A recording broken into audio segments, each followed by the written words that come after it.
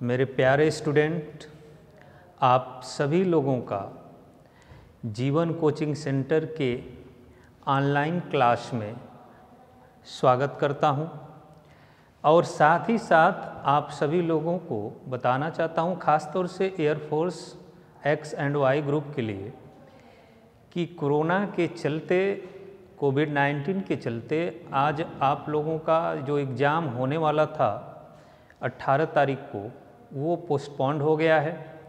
तो ये आपके लिए बेहतर एक खबर है, ताकि आपको कुछ समय मिल गया और प्रिपेयर करने के लिए। आप चलते हैं अपने टॉपिक पे। हमारा आज का जो टॉपिक है वो है मॉडर्न फिजिक्स। मॉडर्न फिजिक्स में जो आपका टॉपिक आता है वो 2 चैप्टर आते हैं, ख़ास तौर से एयरफोर्स के लिए 2 चैप्टर हैं। एक है सेमीकंडक्टर, अर्धचालक भौतिकी, और दूसरा है कंप्यूटर, जो अर्धचालक से संबंध रखते हैं। चलिए अब हम आते हैं अपने टॉपिक पे। हम बात करेंगे अर्धचालक की,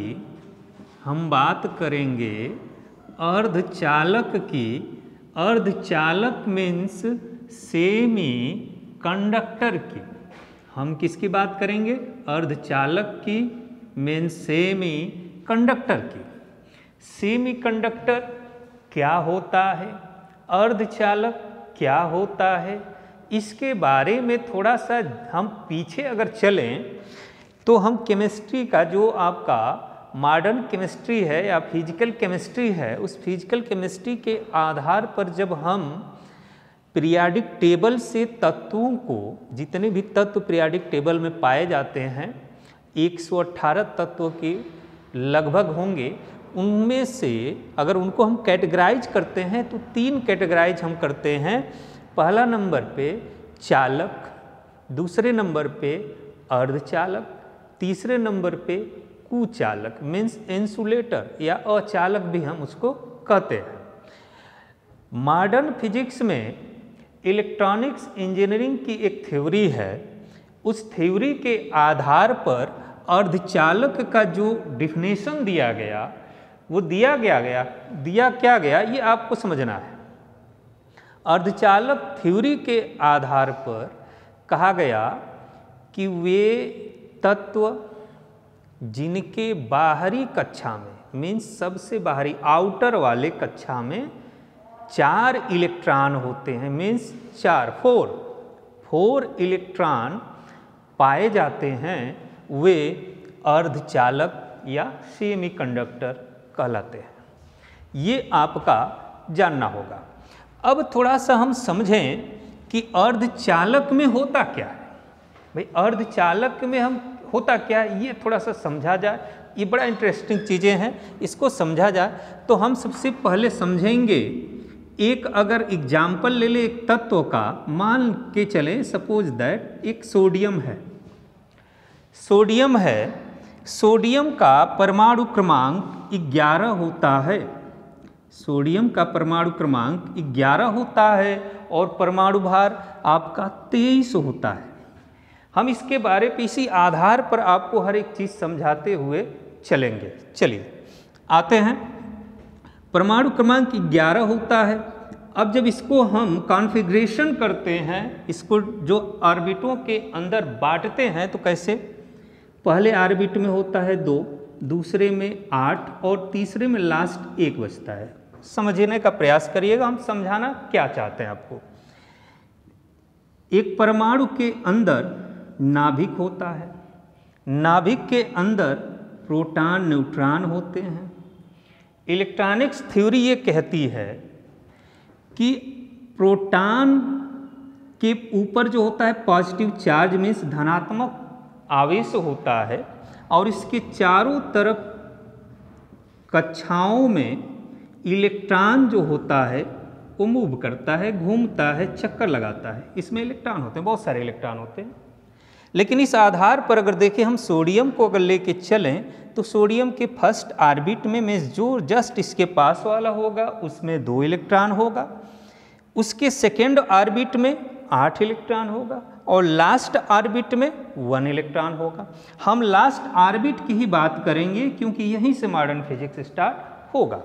आते हैं, इलेक्ट्रॉनिक्स थ्योरी ये कहती है कि प्रोटॉन प्रोटॉन पे धनात्मक आवेश होता है, इलेक्ट्रॉन पर ऋणात्मक आवेश होता है। मीन्स इलेक्ट्रॉन जब इस नाभिक के चारों तरफ चक्कर लगाता है तो नाभिक से उसको एक आकर्षण बल प्राप्त होता है। आकर्षण बल प्राप्त होता है तो ये कहा जा सकता है, ये माना जाता है कि इलेक्ट्रॉन की जो कुल ऊर्जा होती है, कुल जो ऊर्जा होती है वो गतिज ऊर्जा और स्थितिज ऊर्जा की योग के बराबर होती है। समझिएगा, यहाँ पे इलेक्ट्रॉनिक्स थ्योरी ये कहती है कि इलेक्ट्रॉन को जो आकर्षण बल मिल रहा है, उस आकर्षण बल से जो इसके पास ऊर्जा आ रही है इलेक्ट्रॉन के पास, वो कुल ऊर्जा गतिज ऊर्जा और स्थितिज ऊर्जा के योग के बराबर होती है। एक चीज़ और आपको समझना है कि हमको ये पहले से पता है, जब हम वर्क टाइम एंड वर्क पढ़ते हैं, टाइम एंड वर्क एनर्जी, उसमें पता है कि गतिज ऊर्जा किसी वस्तु के गति के कारण जो ऊर्जा उत्पन्न होती है वो गतिज ऊर्जा कहलाती है। स्थितिज ऊर्जा किसी वस्तु की केवल स्थिति के कारण जो ऊर्जा उसके अंदर पाई जाती है वो स्थितिज ऊर्जा कहलाती है। तो यहाँ पर जो इलेक्ट्रॉन है ये नाभिक से कौन ऊर्जा देता है, कैसा ऊर्जा उसको मिलता है, ये यहाँ पे समझना है। नाभिक हमेशा इलेक्ट्रॉन को स्थितिज ऊर्जा देगा। नाभिक हमेशा जो आकर्षण बल से इलेक्ट्रॉन को जो ऊर्जा दे रहा है वो हमेशा स्थितिज ऊर्जा देगा, गतिज ऊर्जा नहीं देगा। गतिज ऊर्जा उसके वृत्तीय कक्षाओं में चक्कर लगाने के कारण आता है। इतना समझे। चलिए अब हम समझते हैं कि ये जो लास्ट वाला ऑर्बिट में इलेक्ट्रॉन होता है, लास्ट वाले ऑर्बिट में किसी भी तत्व के लास्ट वाले ऑर्बिट में जो इलेक्ट्रॉन होता है वही जो है मॉडर्न फिजिक्स का जन्मदाता है, वही जो है मॉडर्न फिजिक्स का जन्मदाता है। अब थोड़ा समझिएगा, यहाँ पर बड़ा इंटरेस्टिंग चीज़ें आने वाली हैं। ये जो लास्ट वाला ऑर्बिट है इस पर होता क्या है कि नाभिक का आकर्षण बल जो होता है बहुत कम होता है। सबसे पास वाले के पास ज़्यादा होता है, उसके अगली कक्षा में थोड़ा उससे कम होता है, सबसे लास्ट वाली कक्षा में एकदम कम होता है।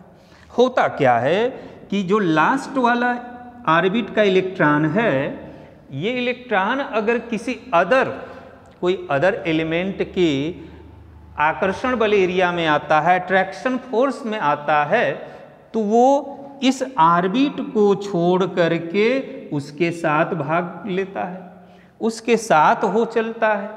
इसीलिए इस इलेक्ट्रॉन को हम बोलते हैं फ्री इलेक्ट्रॉन। इस इलेक्ट्रॉन को हम बोलते हैं फ्री इलेक्ट्रॉन, मुक्त इलेक्ट्रॉन। फ्री इलेक्ट्रॉन भी बोलते हैं, मुक्त इलेक्ट्रॉन भी बोलते हैं। और ये फ्री इलेक्ट्रॉन, मुक्त इलेक्ट्रॉन की देन ही है अर्धचालक, सेमीकंडक्टर। अब आपको थोड़ा सा और हम डिटेल इसको समझाने का प्रयास करेंगे।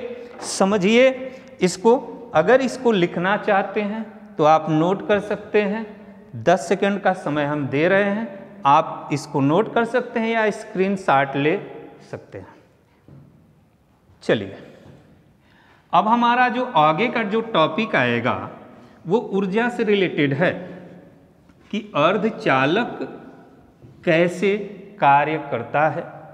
अर्धचालक को समझने के लिए हमने आपको एक एलिमेंट के पूरा स्ट्रक्चर समझाया, कैसे उसमें फ्री इलेक्ट्रॉन का जन्म होता है, फ्री इलेक्ट्रॉन के माध्यम से अर्धचालक का निर्माण होता है। अब आते हैं अर्धचालक में 3 टाइप का ऊर्जा पाया जाता है।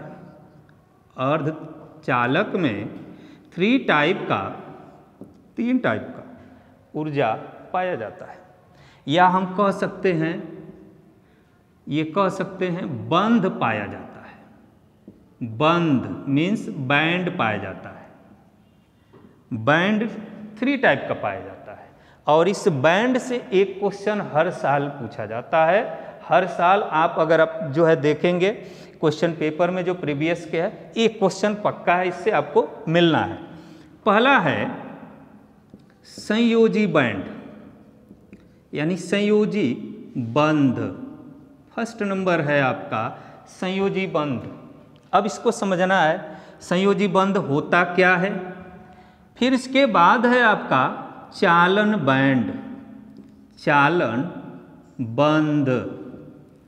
तीसरा है आपका ऊर्जा गैप, ऊर्जा गैप, या इसी को हम बोलते हैं फार बिडेन एनर्जी गैप। इसी को हम बोलते हैं फार बिडेन एनर्जी गैप। आपका कंडक्शन बैंड हो गया, कन्वेक्शन बैंड हो गया। अब इसको समझना है, आपको समझाने का प्रयास आपको हम करेंगे और समझिएगा चालन बैंड और ऊर्जा बैंड होता क्या है, क्योंकि इस आधार पर आपका चालक को हम रिप्रेजेंट करेंगे और चालक को रिप्रेजेंट करेंगे और अर्धचालक को रिप्रेजेंट किया जाएगा यहाँ पे आपको समझना है। लेकिन हम इसको समझते पहले हैं इन बैंडों को, इन बंधों को, आखिर ये होते क्या हैं। एक फिगर के माध्यम से आपको हम समझाएंगे।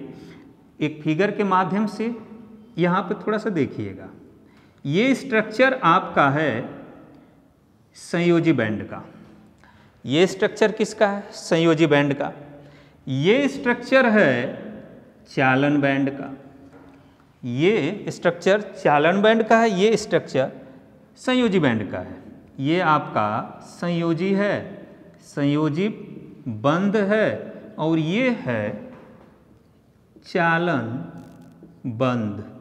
ये आपका चालन बंध है। अब आते हैं हम चालन बंध में क्या होता है, संयोजी बंध में क्या होता है, इसको थोड़ा सा हम समझेंगे। संयोजी बंध में इलेक्ट्रॉन की कमी होती है। इलेक्ट्रॉन होते हैं लेकिन बहुत दूर दूर होते हैं। अब यहाँ पर एक चीज आपके माइंड में आएगा, सर चालक में संयोजी बैंड में इलेक्ट्रॉन तो अलग कंडीशन होगा, सही है, और चालक में अलग कंडीशन होगा, ये भी सही है, अर्धचालक में अलग कंडीशन होगा, ये भी सही है। लेकिन अभी हम उसको नहीं समझा रहे, हम केवल आपको अभी पहले संयोजी बंध क्या है, चालन बंध क्या है, ऊर्जा गैप क्या है, ये आपको समझा रहे हैं। चलिए अब समझिएगा।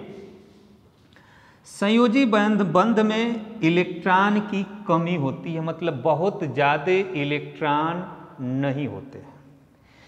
चालन बैंड में इलेक्ट्रॉन बहुत ज़्यादा होते हैं, इसमें भरे होते हैं। अब डिपेंड करेगा वो चालक, अचालक और अर्धचालक पे।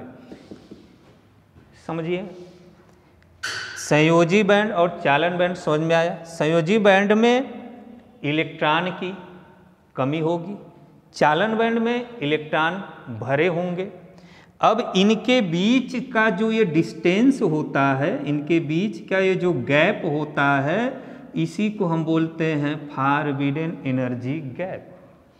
फॉरबिडन एनर्जी गैप, वर्जित ऊर्जा अंतराल, हिंदी में बोलते हैं वर्जित ऊर्जा अंतराल। अब यहाँ पे समझिएगा, वर्जित ऊर्जा अंतराल जो होता है चालक का कुछ और होगा, अचालक का कुछ और होगा, अर्धचालक का कुछ और होगा, सबका अलग अलग होता है। और अलग अलग होने की वजह से आपको एक एक चीज़ समझना होगा।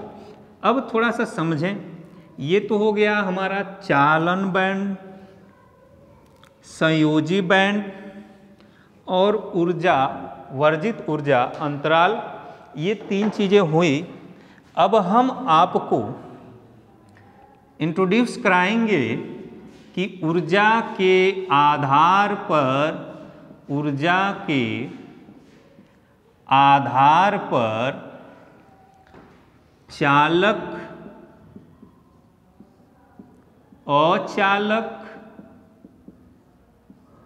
तथा ऊर्जा के आधार पर चालक, अचालक तथा अर्ध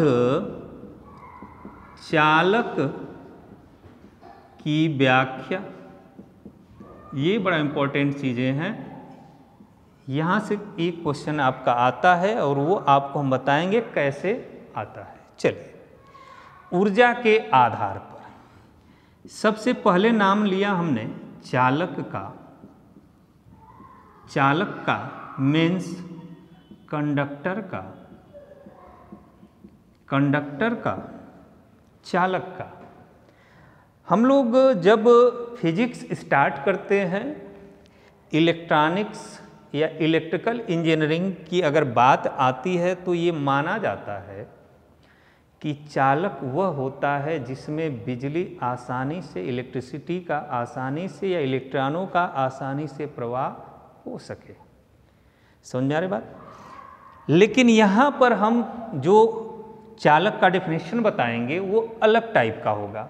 मीन्स ये इलेक्ट्रॉनिक्स इंजीनियरिंग के थ्योरी के आधार पर होगा।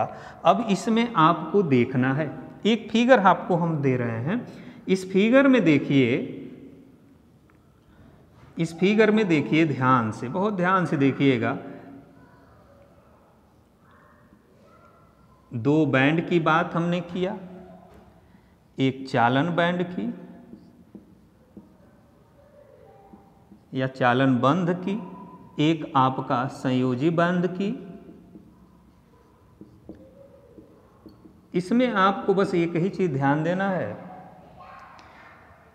कि चालक का जो चालन बैंड है, संयोजी बैंड है, ये फुल ऑफ इलेक्ट्रॉन, इलेक्ट्रॉनों से भरे होते हैं। समझिएगा, मतलब इसमें इतने इलेक्ट्रॉन होते हैं कि इसमें कोई स्पेस बचता ही नहीं है। इसमें बहुत सारे इलेक्ट्रॉन होंगे, ये भी भरा होगा, ये भी भरा होगा, दोनों फुल ऑफ एकदम इलेक्ट्रॉन से भर गए। किसके लिए है? चालक के लिए। अब इसमें बात आती है फॉरबिडन एनर्जी गैप का। तो फॉरबिडन एनर्जी गैप होता ही नहीं है। क्यों नहीं होता है? क्योंकि ये नॉर्मल टेम्परेचर पर भी चालक के अंदर अगर जरा सा भी टेम्परेचर अगर बढ़ा, रूम टेम्परेचर की अगर हम बात करेंगे, रूम टेम्परेचर की, तो उस टेम्परेचर पर भी इलेक्ट्रॉन संयोजी बैंड से चालन बैंड में कूद जाएंगे, चालन बैंड से संयोजी बैंड में कूद जाएंगे, यानी उसमें से इसमें से उसमें कूदते रहते हैं, जिसके कारण इलेक्ट्रॉनों के द्वारा ये जो गैप होता है, ये गैप ओवरलैपिंग हो जाती है। इसी को आच्छादित भी बोलते हैं। इलेक्ट्रॉन क्या करते हैं, जो गैप थोड़ा मोड़ा बचा था वो ओवरलैपिंग के द्वारा, यानी चालन बैंड से संयोजी बैंड में, संयोजी बैंड से चालन बैंड में जा कर के उसको फुल कर देते हैं, कोई स्पेस बचता नहीं है।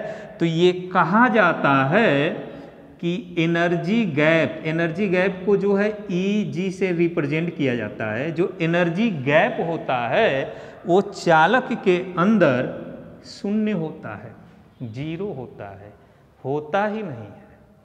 तो प्रश्न आपसे पूछ देता है कि अर्धचालक भौतिकी के आधार पर चालक का वर्जित ऊर्जा अंतराल कितना होगा?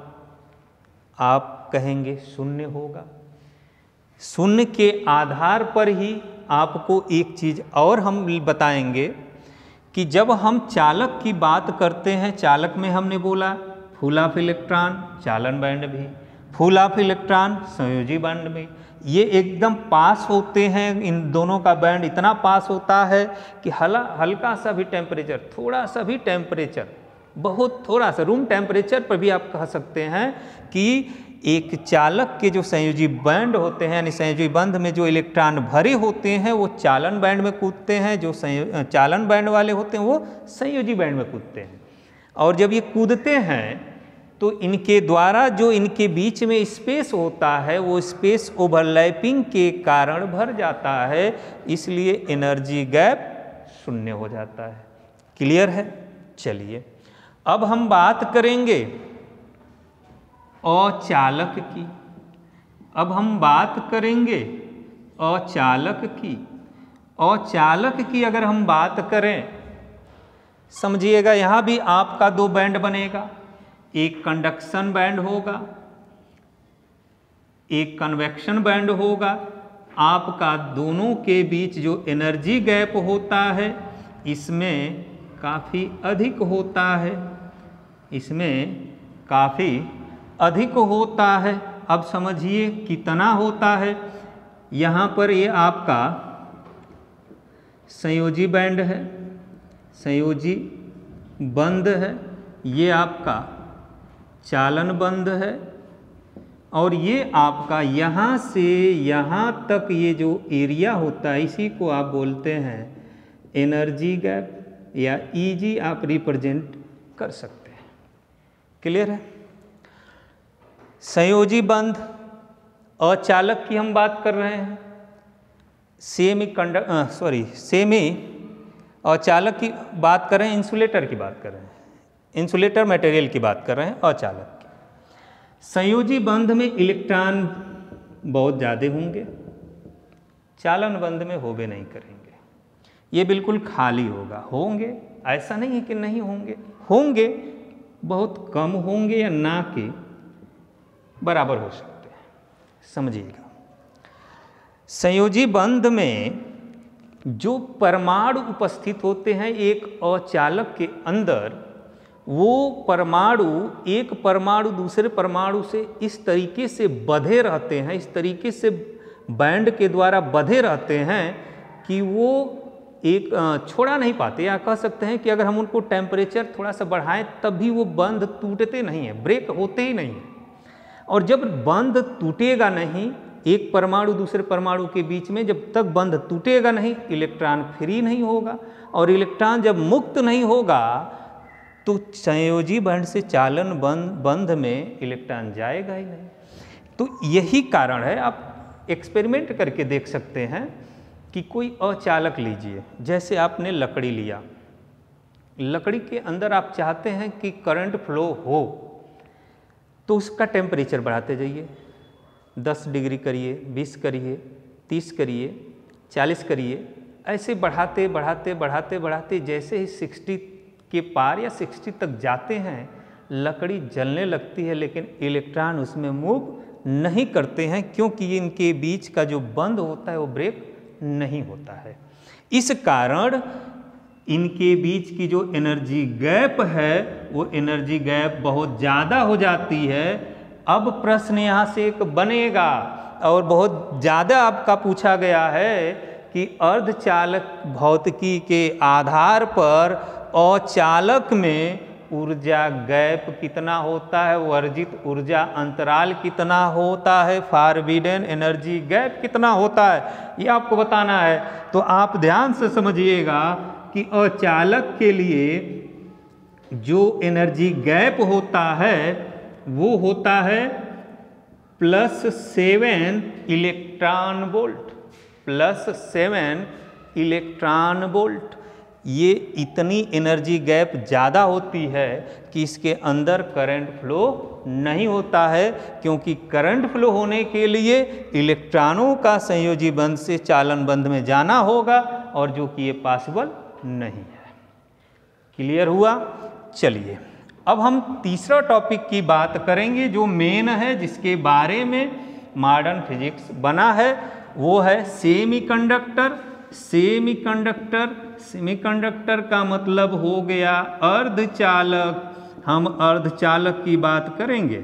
अब यहाँ आपको समझना होगा, अब यहाँ पे आपको हम समझाएंगे, बहुत अच्छे तरीके से समझाएंगे, क्योंकि चालक अचालक मेन था। अब ये समझ गए तो ये आसान हो जाएगा। कैसे? समझिए, अर्धचालक जो होता है, हमने आपको शुरू में बोला कि अर्धचालक या कह सकते हैं इलेक्ट्रॉनिक्स भौतिकी के आधार पर अर्धचालक उसे कहेंगे जिस तत्व के लास्ट ऑर्बिट में मीन्स अंतिम कक्षा में 4 इलेक्ट्रॉन हो। कितने? 4 इलेक्ट्रॉन हो। अब यह आपको समझना होगा कि जब हम चौथे ग्रुप में जाते हैं, चौथा ग्रुप आवर्त सारणी के चौथे ग्रुप की अगर हम बात करते हैं तो हमको 4 तत्व मिलता है। पहला मिलता है कार्बन। पहला कौन सा तत्व मिलता है? कार्बन। कार्बन की भी संयोजकता बैलेंसी 4 होती है। कार्बन के भी लास्ट ऑर्बिट में इलेक्ट्रॉन 4 होते हैं। दूसरा आता है आपका सिलिकॉन। सिलिकॉन के भी लास्ट ऑर्बिट में 4 ही होते हैं। तीसरा होता है जर्मेनियम। जर्मेनियम का आपका Ze, जर्मेनियम के भी लास्ट ऑर्बिट में 4 ही होते हैं। और चौथा जो होता है यस्यन, जिसको आप टिन भी बोलते हैं, इसके में भी 4 होते हैं। अब थोड़ा समझें, बड़ा मज़ेदार है यहाँ पे चीज़ें आपको समझने वाली है, समझ में आने वाली चीज़ें हैं। यहाँ पे एक बात आती है, क्या कार्बन अर्धचालक है? क्या सिलिकॉन अर्धचालक है?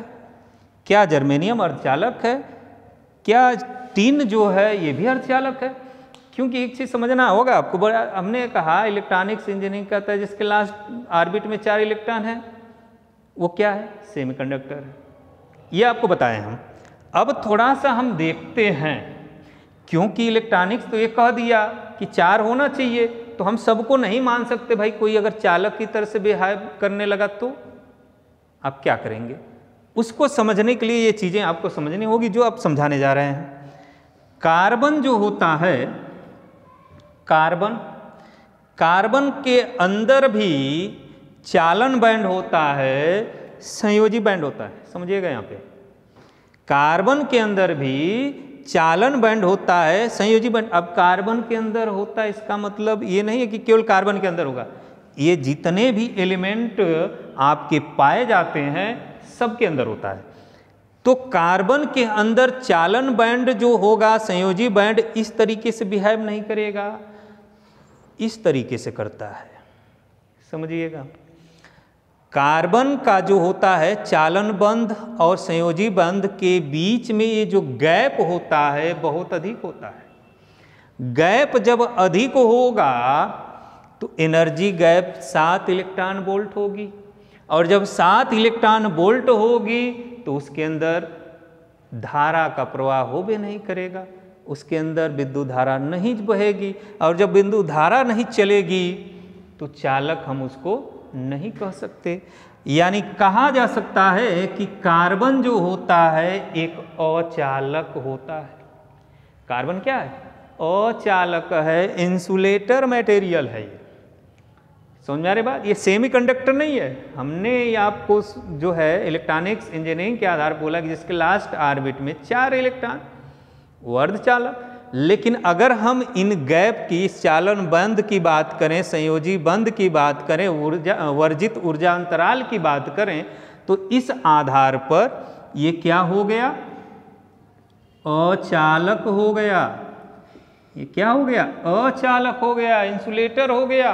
इसलिए कार्बन के अंदर धारा प्रवाहित नहीं होती है। आपसे प्रश्न पूछेगा इस पे, कार्बन के या कार्बन से जो मिलते हैं, मिलकर जो बनते हैं, वो 2 मटेरियल बनते हैं। पहला आपका है डायमंड बनता है, दूसरा है ग्रेफाइट बनता है।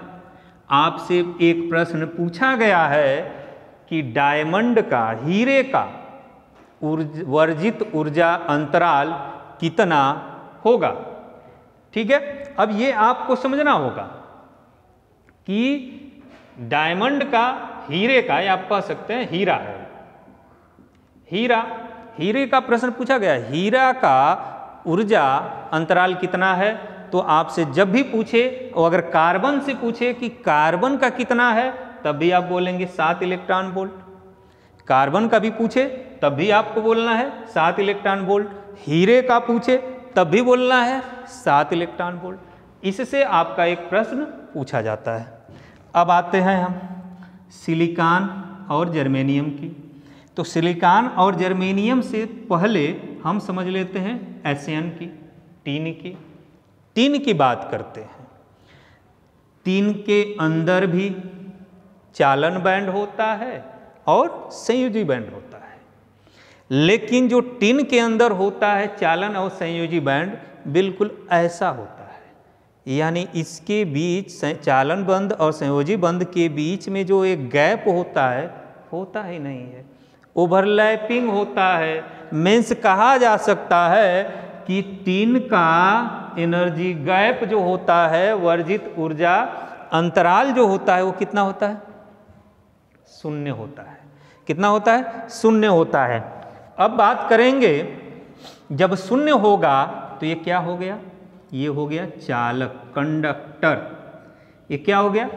चालक, कंडक्टर हो गया। यानी कार्बन अचालक हो गया, टिन चालक हो गया। अब हमारे पास बचे दो कौन? सिलिकॉन और जर्मेनियम।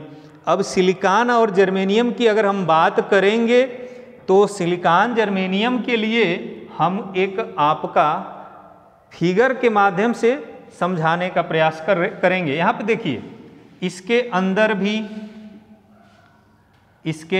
भी चालन बैंड होगा, चालन बंध, और संयोजी बंध भी होगा। इसके अंदर भी ये संयोजी बंध है, ये संयोजी बंध है। अर्धचालक में होता क्या है कि ये जो Eg है, इसको हम एनर्जी गैप बोलते हैं, वर्जित ऊर्जा अंतराल जो बोलते हैं, ये बड़ा कम होता है।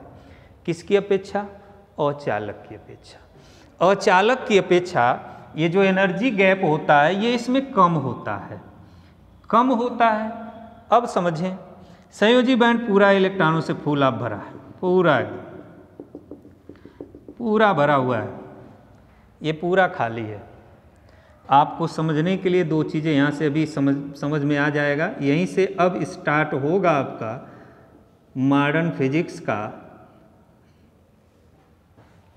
स्टार्टिंग यहीं से होती है। अब समझिए, संयोजी बंध नॉर्मल टेम्परेचर पे, रूम टेम्परेचर पे एक अचालक की तरह से व्यवहार करने वाला तत्व होता है। समझे? संयोजी बंध में इलेक्ट्रॉन बंधे रहेंगे अपने परमाणुओं से, मूव नहीं करेंगे।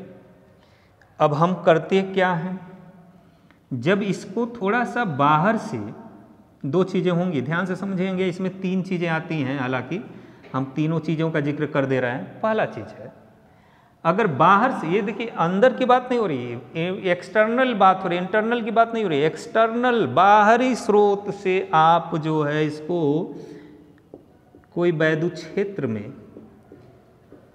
क्षेत्र फील्ड प्रोवाइड करवा रहे हैं, इलेक्ट्रिक फील्ड प्रोवाइड करवा रहे हैं। जैसे ही इलेक्ट्रिक फील्ड जो है प्रोवाइड होगा संयोजी बंध को, संयोजी बंध में जो इलेक्ट्रॉन होंगे अपने परमाणुओं से बंधे हुए, वो क्या करेंगे, अपने आप को उस बंध से मुक्त करेंगे, और जैसे ही मुक्त करेंगे ये तुरंत कूद जाएंगे चालन बंध में। ये कहाँ कूदेंगे? चालन बंध में। क्यों? क्योंकि स्पेस बहुत कम होता है। स्पेस जब कम होगा तो कूदना आसान होता है। अब यहाँ पे समझिएगा, पहले तो ये चीज़ें हो गई कि हम वैद्युत क्षेत्र देंगे तब भी संयोजी बंध से इलेक्ट्रॉन चालन बंध में कूदेंगे और धारा आसानी से प्रवाह हो सकती है। चलिए अब दूसरी की बात करते हैं। दूसरा जो सोर्स है, अगर हम ऊष्मा दे दिए, ऊष्मा का मतलब आप चाहे प्रकाश दे दीजिए, चाहे आप जो है उसको हीट कर दीजिए, किसी से गर्म कर दीजिए। अब हीट करेंगे, गर्म करेंगे, तब भी ये इनके बीच जो संयोजी बंध एक दूसरे के इलेक्ट्रॉनों के बीच या परमाणुओं के बीच बंधे हैं इलेक्ट्रॉन, वो ब्रेक हो जाएंगे और क्या करेंगे, संयोजी बंध से चालन बंध में कूद जाएंगे। क्लियर है? अब आपको एक चीज़ और समझना है कि ऊष्मा अगर हम दे रहे हैं, ऊष्मा हम दे रहे हैं क्योंकि हमने आपको इलेक्ट्रिसिटी जब पढ़ाया तो उस समय आपको बताया था इलेक्ट्रिसिटी जब आपको हमने बोला कि कोई चालक का अगर टेम्परेचर हम बढ़ाते हैं तो प्रतिरोध बढ़ता है, रुकावट बढ़ता है, मतलब चालकता घटती है, ये आपको हमने बताया था। तो अब प्रश्न उठा कि हमने दो सोर्स की बात की, एक बात की वैद्युत क्षेत्र इलेक्ट्रिक फील्ड की। इलेक्ट्रिक फील्ड जब आप प्रोवाइड करा रहे हैं इस बैंड को, तब भी इसके बंध ब्रेक होकर के संयोजी बंध से चालन बंध में कूद जाते हैं, जिसके कारण धारा प्रवाहित होने लगती है। हमने दूसरा सोर्स दिया कि ऊष्मा, या इसी को आप कह सकते हैं प्रकाश। प्रकाश जो सूर्य से प्रकाश मिल रहा है, या ऊष्मा हीट करके।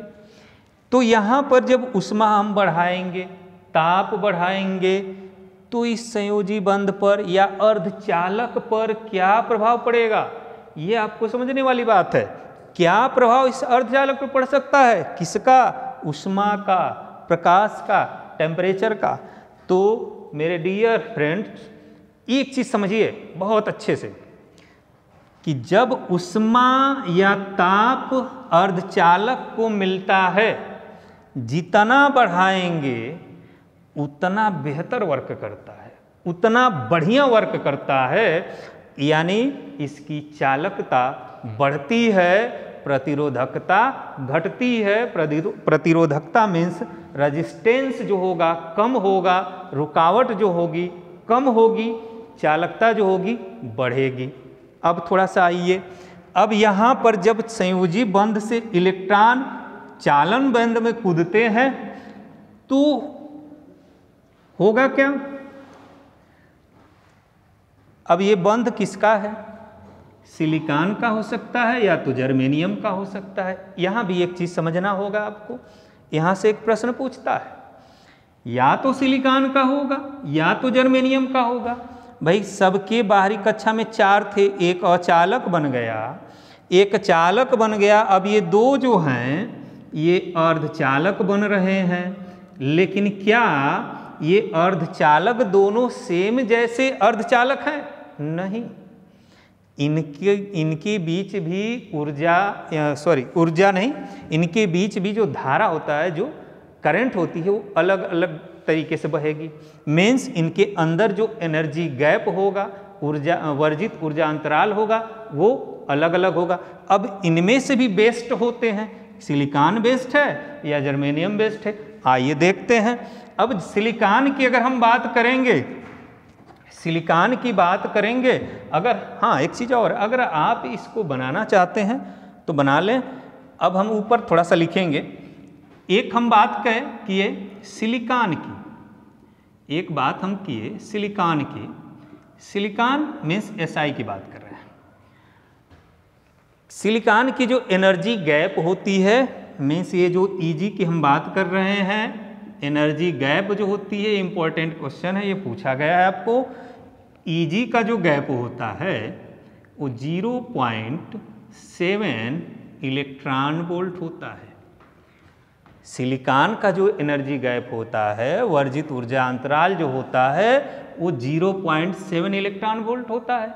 मीन्स आपको ये समझना होगा कि सबसे बेहतर अगर कोई अर्धचालक है तो कौन है? सिलिकॉन है। लेकिन अभी तो हमने जर्मेनियम बताया नहीं, तो बेहतर कैसे कह दिए? आइए जर्मेनियम का भी देखते हैं। जर्मेनियम का जो होता है, जर्मेनियम का ZE का, इसका भी आपको समझिएगा। इसका जो एनर्जी का पूरा प्रोसेस यही है, चालन बंध और संयोजी बंध दोनों जो है, सिलिकॉन जर्मेनियम का प्रक्रिया यही बनेगी, प्रोसेस यही बनेगा, फिगर यही बनेगा, इसी तरह से रिप्रेजेंट किया जाएगा। लेकिन जो गैप होगा, एनर्जी गैप होगा, वो अलग अलग होता है। जर्मेनियम का जो होता है वो 1.1 इलेक्ट्रॉन वोल्ट होता है। इसीलिए हमने कहा कि सिलिकॉन को सबसे बेहतर, सबसे बढ़िया अर्धचालक माना जाता है। सिलिकॉन का आपके मार्केट में, आपके घर में बहुत सारे प्रोडक्ट अवेलेबल हैं, क्योंकि इसको बेस्ट माना जाता है, ये अच्छा वर्क करता है। ये अच्छा वर्क क्यों करता है? हमने एक बात आपको यहाँ पे शायद मिटा दी है, आपको बात हमने शुरू में बोला कि अर्धचालक जो वर्क करेगा, अर्धचालक किसके द्वारा बना है वो आपको हमने बताया था, वो था free electron. Free electron, free electron की वजह से बनता है। अब बनता है फ्री इलेक्ट्रॉन की वजह से, तो ये सिलिकॉन के अंदर भी होनी चाहिए, जर्मेनियम के अंदर भी होने चाहिए, क्योंकि दोनों अर्धचालक हैं। लेकिन इसकी ऊर्जा गैप 0.7 हो गई, इसकी ऊर्जा गैप 1.1 इलेक्ट्रॉन वोल्ट हो गई। अब आगे अब समझते हैं कि फ्री इलेक्ट्रॉन जब देन है अर्धचालक की, यानी अर्धचालक को ही बनाने वाला ये फ्री इलेक्ट्रॉन है, तो प्रक्रिया दोनों में होना चाहिए सेम, दोनों के एनर्जी गैप सेम होना चाहिए, लेकिन होता नहीं है। आइए देखते हैं क्यों नहीं होता है, इसको थोड़ा सा समझना होगा। अगर इसको नोट करना चाहते हैं आप कर सकते हैं, हम इधर से बताते हैं। आइए, इधर का आपका हो गया होगा संभवतः। अब हम आते हैं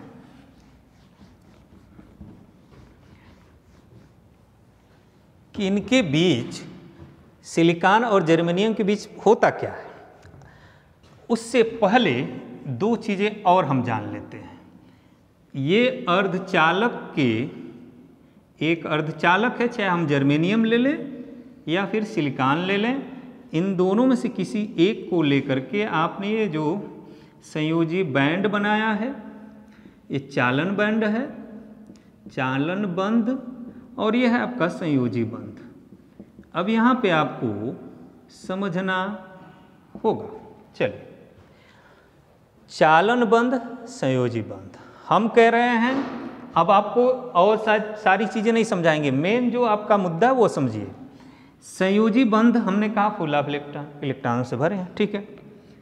हम यहाँ इलेक्ट्रॉन बना लेते हैं, यहाँ इलेक्ट्रॉन हो गया, इधर हो गया, यहाँ पर हो गया, यहाँ पर हो गया, यहाँ पर हो गया। भाई इसलिए बना रहे हैं क्योंकि इधर जो इलेक्ट्रॉन होगा उनकी बारी तो बाद में आएगी, क्योंकि जो चालन बंध के एकदम बिल्कुल पास वाला होगा वही तो पहले जाएगा। समझिए, अब जब होता है, ये एनर्जी गैप है इनके बीच में, ऊर्जा वर्जित ऊर्जा अंतराल है। अब होगा क्या कि संयोजी बंध से इलेक्ट्रॉन जब चालन बंध में कूदेगा, क्यों कूदेगा? प्रश्न उठा कि संयोजी बंध से चालन बंध में इलेक्ट्रॉन कूदेगा। भाई काहे कूदेगा? यहाँ पे समझिएगा, हम लोग के सामने आता है वैकेंसी ऑफ एयरफोर्स। वैकेंसी का मतलब होता है खाली, रिक्वायरमेंट में खाली प्लेस होगा, उसी को वैकेंसी बोलते हैं। इसका मतलब है कि चालन बंध में कहीं तो स्पेस होगा, कहीं तो स्पेस होगा, तभी ना इलेक्ट्रॉन जो है वहाँ पे कूदेगा। तो यहाँ पे समझिए कि जैसे ही, अगर सपोज दैट नहीं भी है, अगर सपोज दैट नहीं भी है, तो अगर इसको टेम्परेचर बाहर से, ताप कहीं बाहर से मिला किसको, संयोजी बंध को, तो ये इलेक्ट्रॉन यहाँ से कूद करके यहाँ पर गया, मतलब ये प्लेस ले लिया। और जैसे ही ये प्लेस लिया, यहाँ पर क्या हो गया, खाली स्पेस हो गया। ये वाला यहाँ पर आपका गया, तो यहाँ उसने अपने प्लेस लिया। जैसे ही अपना प्लेस, स्थान वहाँ लिया, यहाँ खाली हो गया। अब देखिए, मतलब इलेक्ट्रॉन अब संयोजी बंध से जब कूद रहा है चालन बंध में, तो वहाँ की वैकेंसी अगर भर रहा होगा तो यहाँ तो खाली कर रहा होगा।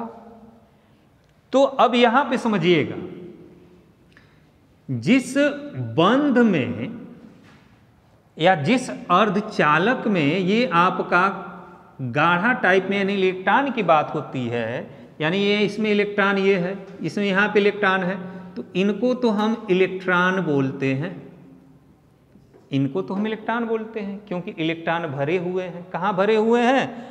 एक परमाणु के कक्षा में भरे हुए हैं।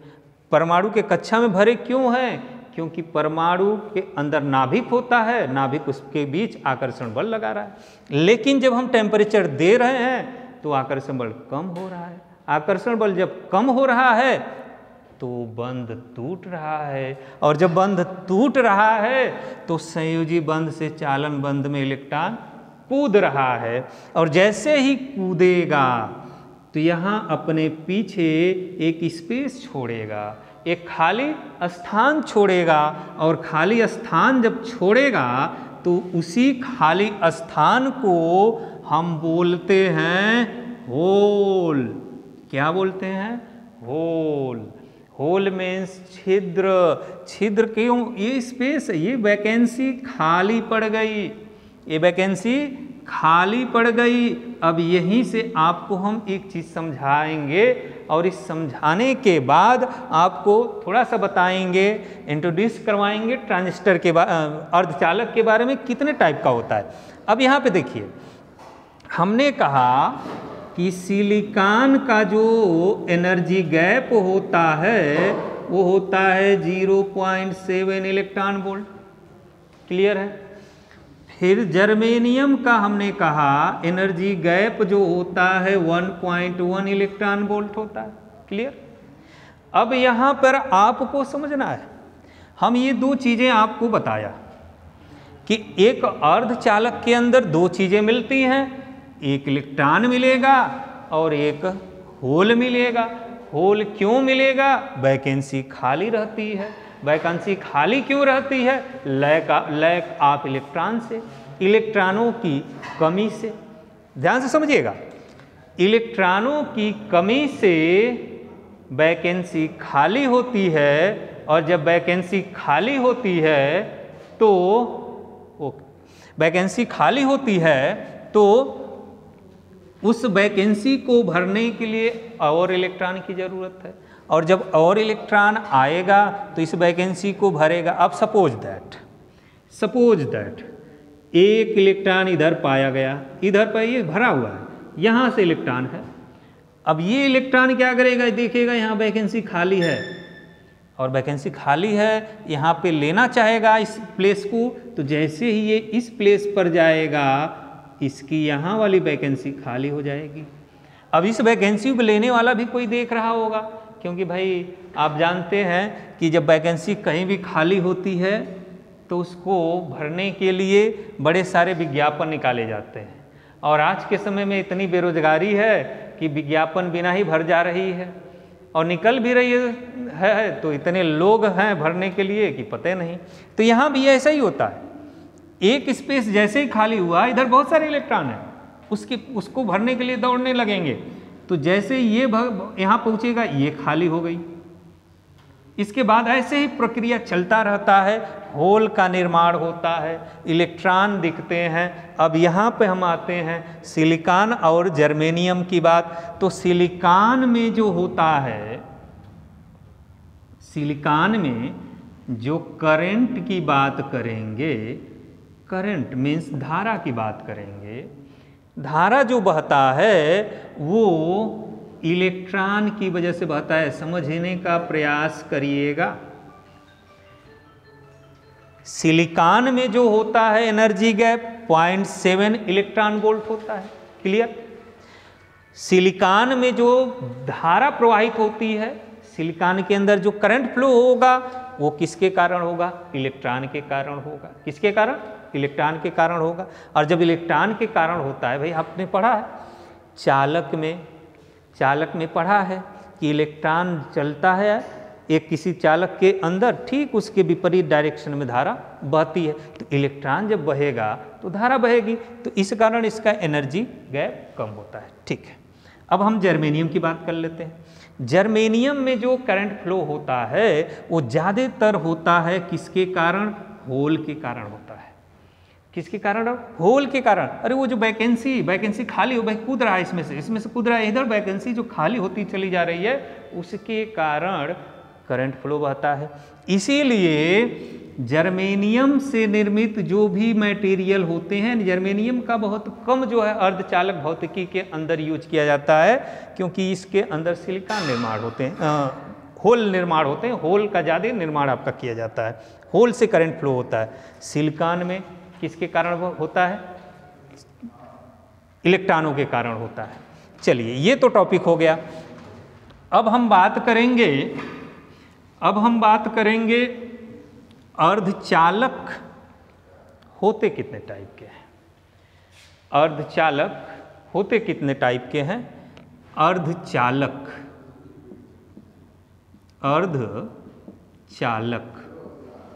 कितने टाइप के होते हैं, इसके बारे में हम जिक्र करेंगे नेक्स्ट लेक्चर में।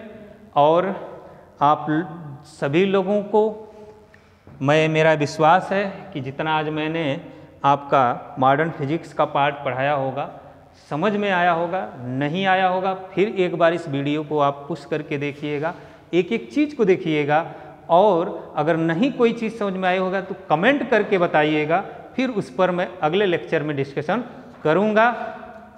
धन्यवाद।